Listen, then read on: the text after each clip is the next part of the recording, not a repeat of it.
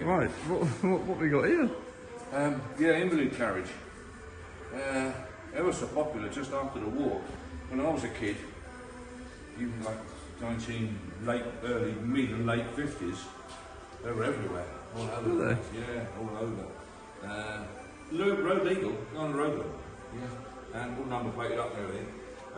ARGSON, this is called. ARGSON tricycles. You know, I was never really the Stanley.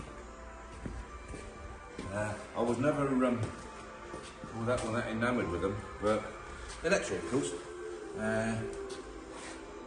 Big batteries in here. There they are. Oh, yeah, two. Yeah. You got two 12s and two 6s. Don't know quite how they worked all that out, but anyway, that's what you got.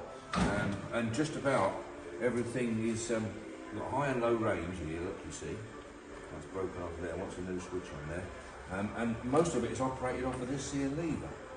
I think basically, I think that's to go backwards, and that's to go in reverse, and that, I'm not too sure. One of them, I think, is the brake.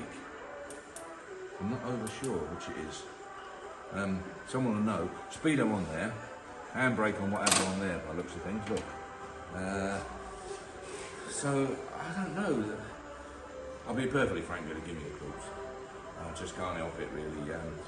But they were a lifeline to the poor lads that came back from the war with no legs and that, and, you know, seriously injured. They were literally a lifeline, and like I say, they were everywhere. They ran around London like they didn't take any notice of them.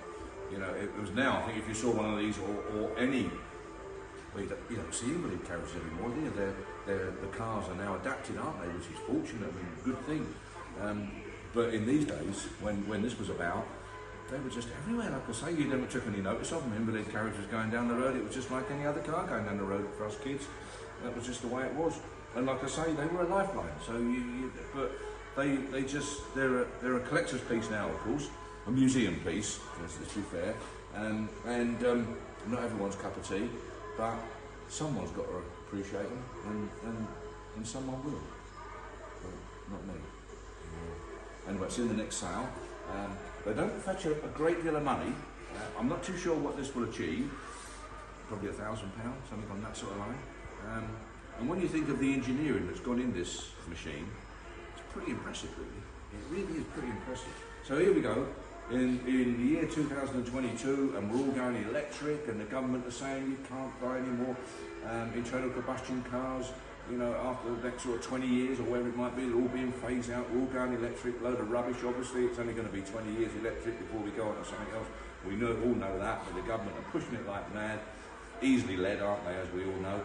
And everyone's saying, oh, electric, that's the way forward, with new vehicles and all this, you know, electric power. There it is. We've had electric since 1905, but it's never took off, and it's never been popular enough to actually develop.